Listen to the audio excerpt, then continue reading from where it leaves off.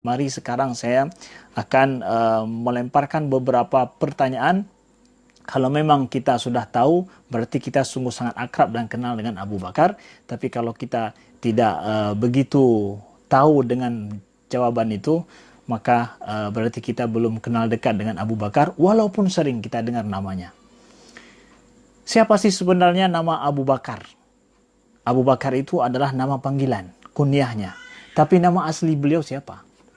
Kemudian siapa nama asli ayah beliau? Ya.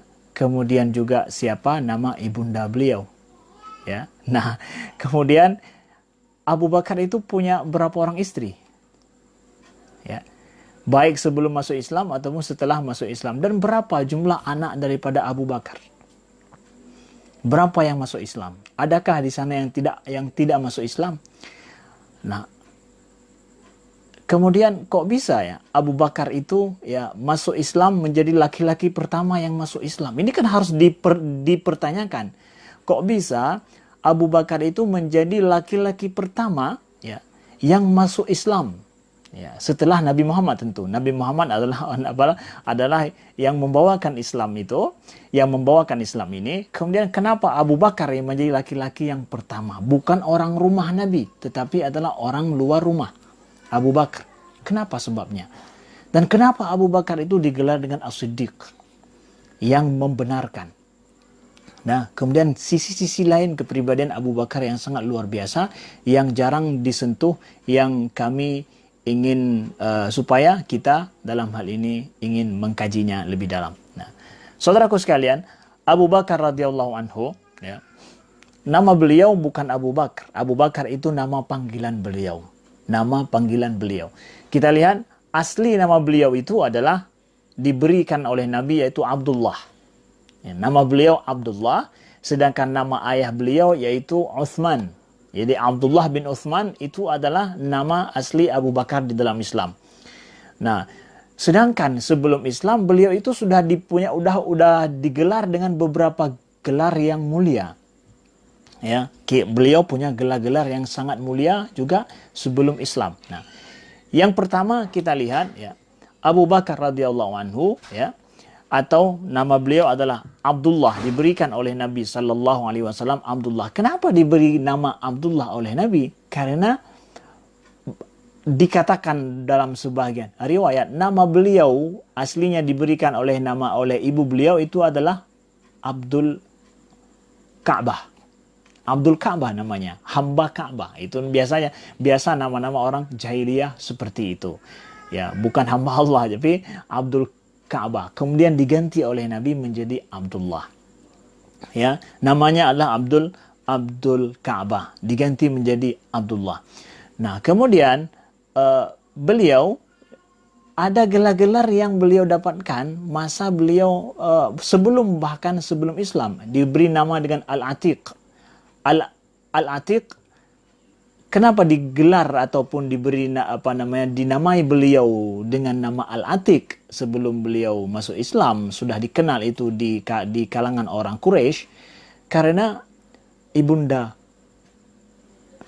beliau mendambakan seorang anak laki-laki, tetapi tidak didapatkan anak laki-laki.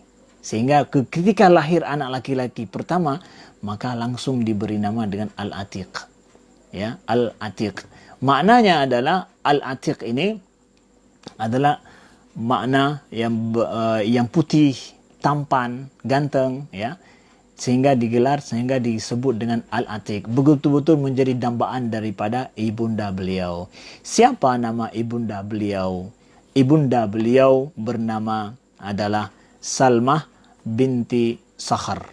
Ya, Salmah binti Sakhar, atau digelar dengan Ummul Khair. Nah, ayo. Jadi, mari kita yang sudah biasa mendengarkan nama Abu Bakar. Abu Bakar nama beliau, ya, dulu kata para sejarawan, nama beliau pertama Abdul Ka'bah, tapi kemudian diganti oleh Nabi menjadi Abdullah. Nama ayahanda beliau yaitu bernama Utsman.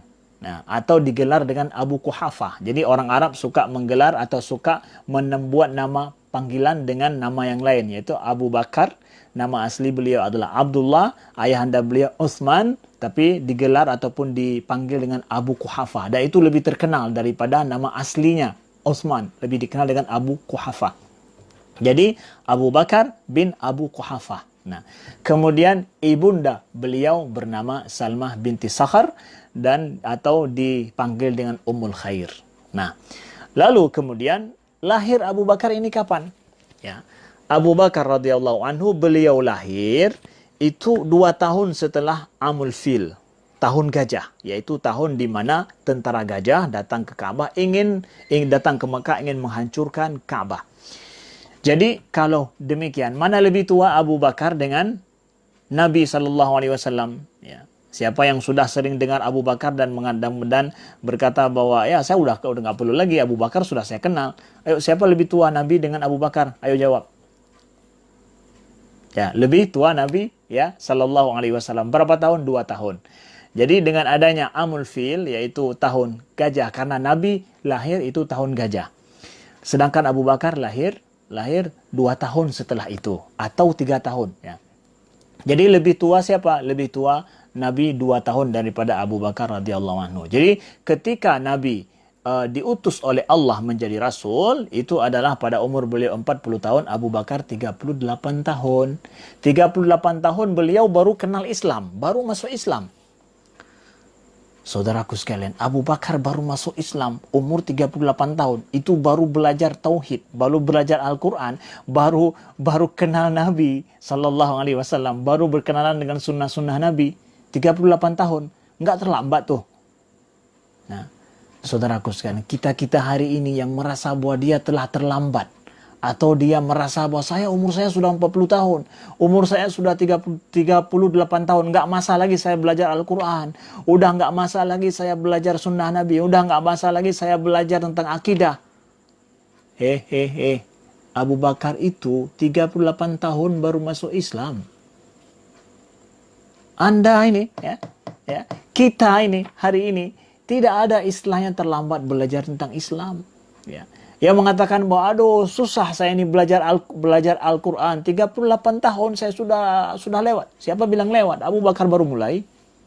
Kemudian bisa menjadi orang dijamin surga kok oleh Nabi sallallahu alaihi wasallam. Tidak ada kata terlambat untuk belajar tentang Islam, saudara.